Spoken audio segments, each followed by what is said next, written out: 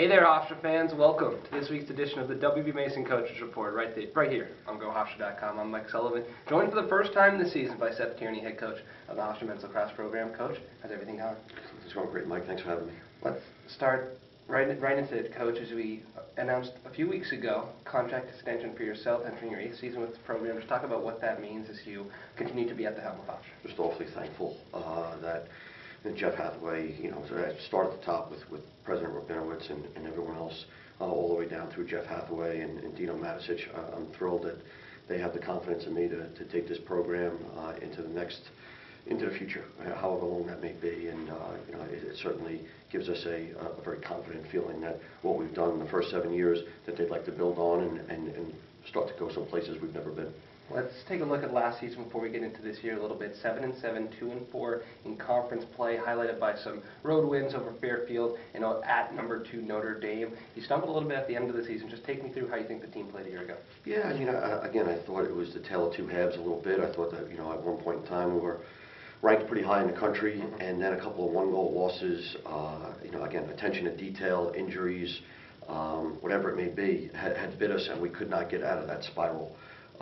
So I think we wore down a little bit. Adrian Sorochetti was banged up, never really returned from his broken back.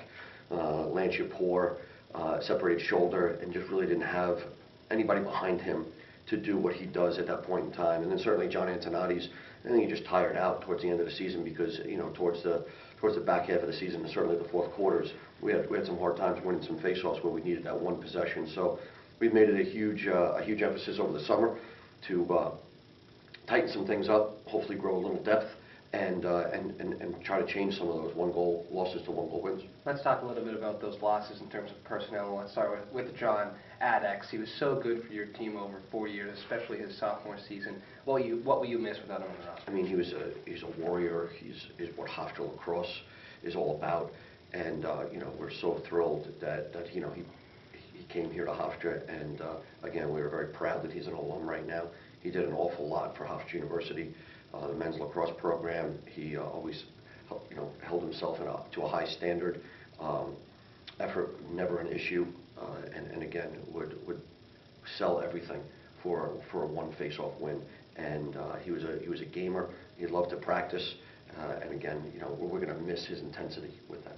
What about your 3 long poles? Michael Hamilton, Cody Shalaya, Mark Mullen, at one point the anchors of the #1 scoring defense in the country last year, one of the best units in the nation. Yeah. How do you go about replacing them? Yeah, it's really, obviously it's hard to replace experience. Talent sometimes you can replace, but the experience is difficult because you just need time to elapse. You can't shake that sand through the hourglass and just say we're experienced now. It just doesn't happen. So you get better with experience, and we need to get some of these young guys some of that experience. So we're going to be new. There's going to be some new names down there, and again, we're hopeful that Chris Selva and Eddie Collins, those guys in the goal, coupled with Romano Reicheter, Riley Zappone, sandwich that youth in between them, and we can expedite that process quickly. And finally, Coach, you mentioned Adrian Sorochetti with that back injury after a 25-goal season. He gets 15 in his senior year. What were you missing from his offensive production? Yeah, Adrian was a guy that you just had to prepare for as an opponent. And again, after he broke his back,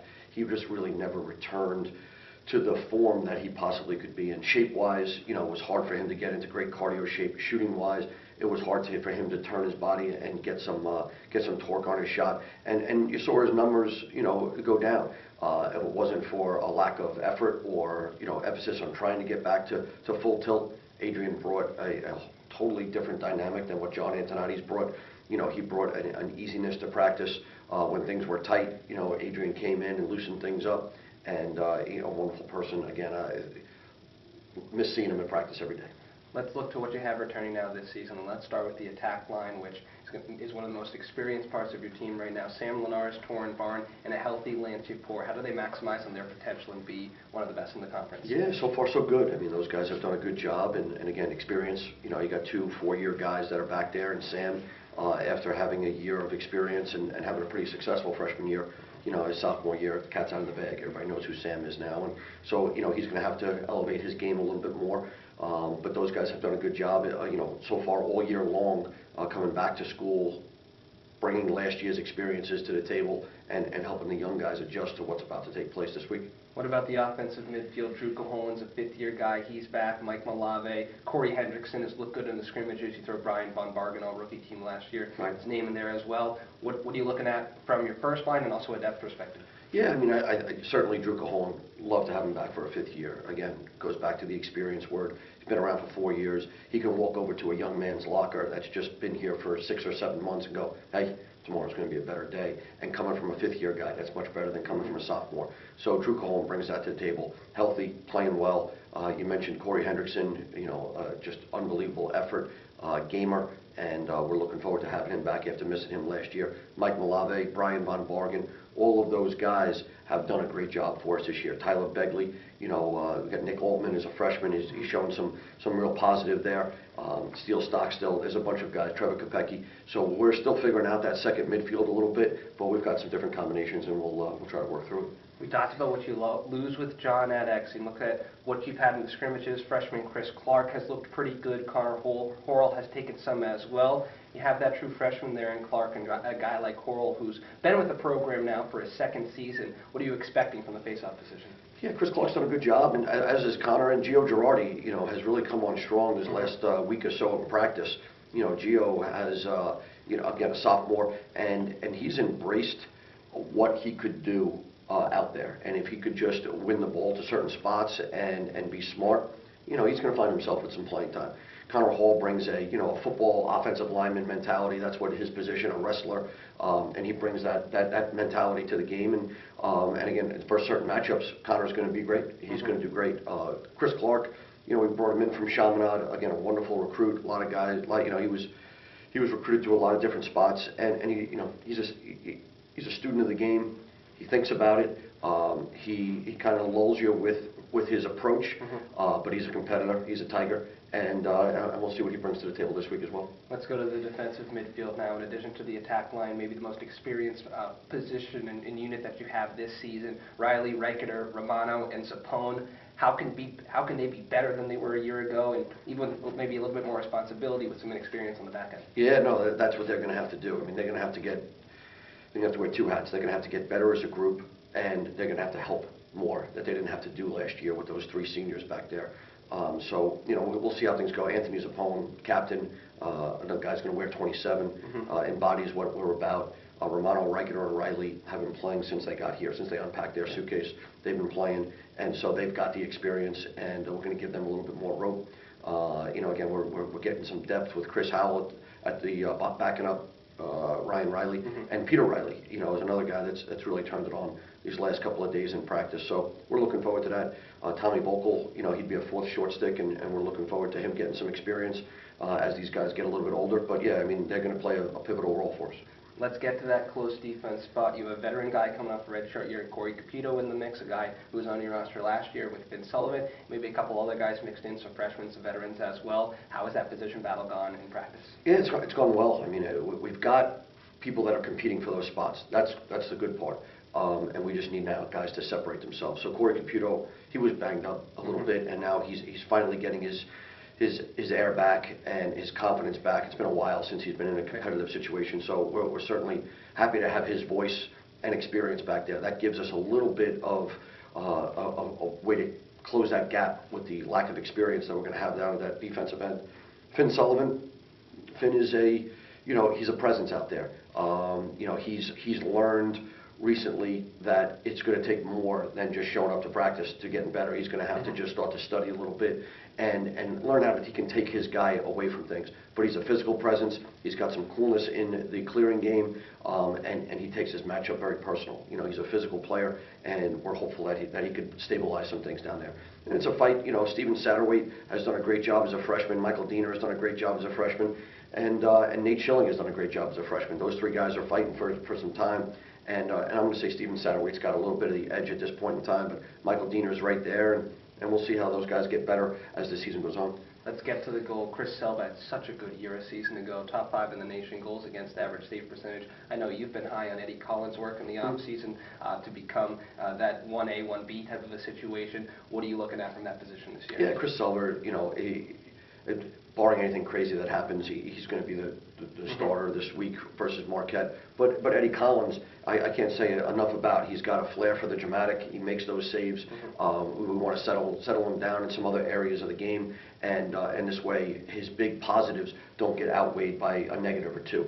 And again, when that defense starts to gain some experience, and that they're sandwiched between Selva and all the R's, Riley, Romano, and Reicheter, with Zappone in there, then things could come together. Talk about the captains that were announced. You mentioned Anthony Zappone, also Torin Bard, as your couple of seniors, your co-captains. From a leadership perspective, what do they bring to your team? Yeah, I mean, they get voted by the team. The coaches, we just tally the votes.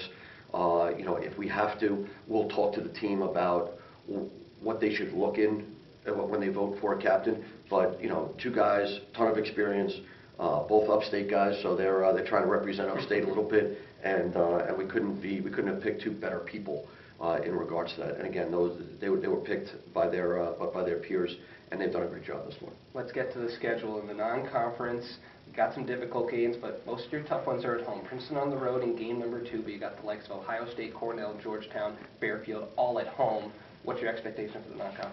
Yeah, I mean, listen, it's a challenging schedule, and we've got some different opponents coming in. Marquette. Open up the year, Joe Amplo. That's it.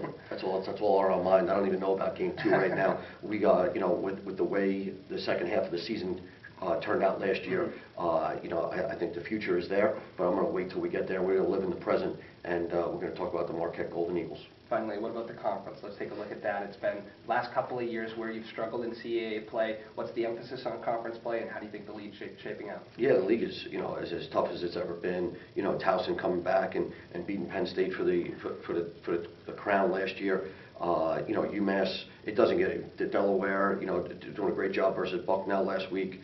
Drexel, always beating people left and right. So with us, we're going to take the conference very personal this year, and that's got to be kind of looked at as a separate season, and we've got to make sure that we're very prepared for those. And that's been the theme of what's going on. That automatic bid has become very, very valuable, especially with the growth and how hard it is to get in as an at-large. So there'll be some extra film work that week.